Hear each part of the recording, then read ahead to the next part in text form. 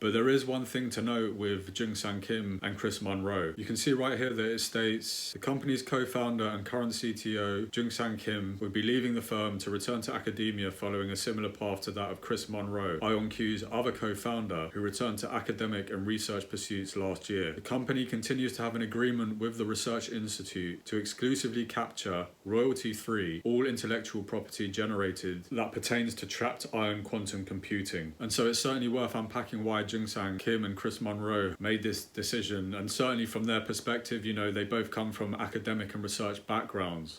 You know, IONQ was spun out of research projects that both of these individuals undertook. Both Jungsang Kim and Chris Monroe hold PhDs, they're both doctors, and I think that certainly their core strengths lie in this kind of research and innovation space.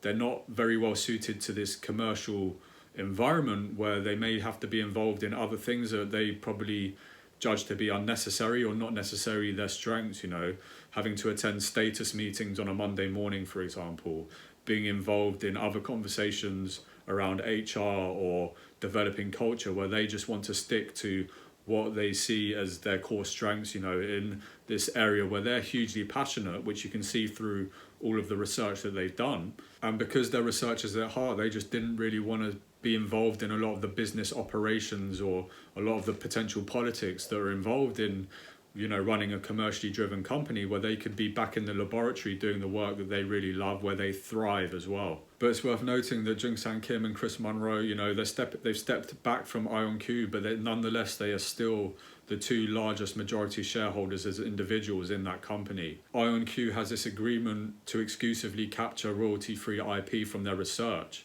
And Jungsang Kim and Chris Monroe did not sell their stock at that time, where it skyrocketed very recently as well. You know, so there is a link there that their interests are still very much aligned with the business, as much as they're not involved in the day-to-day business operations.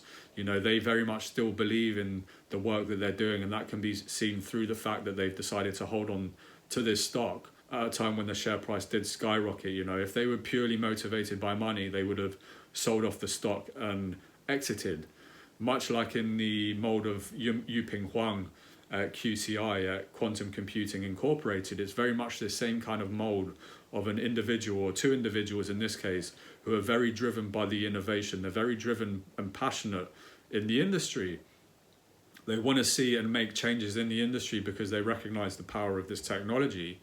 And, you know, like I said, you know, they did not sell their stock when the price skyrocketed recently, which kind of shows that. It shows that they're motivated by more than just money. You can see that they're deeply invested in the development of this technology. They're deeply invested in the development of IONQ and the innovation that's taking place at IONQ at the moment.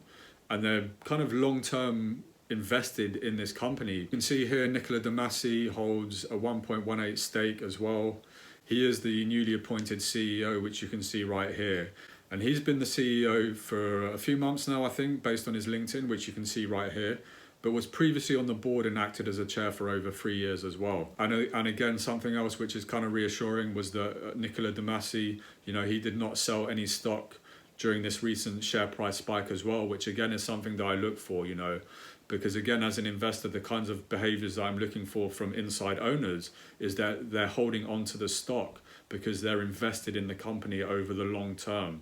You know, and certainly with a technology like quantum computing, which is in its early stages, you know, you want to see individuals, key critical insiders that I've just named, staying there, not selling their stock, and demonstrating that they're committed to the development of this innovation, of this technology over the long term as well. It's also worth taking a look at recent insider transactions, looking at those who sold and looking at those who purchased as well.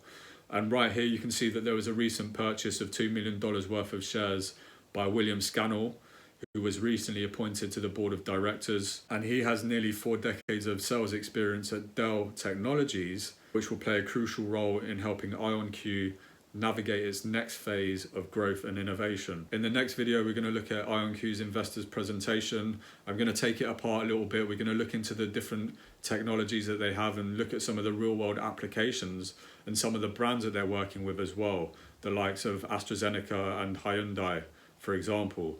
But look, thanks for watching. Have a great day, and I will see you in the next one. Take care.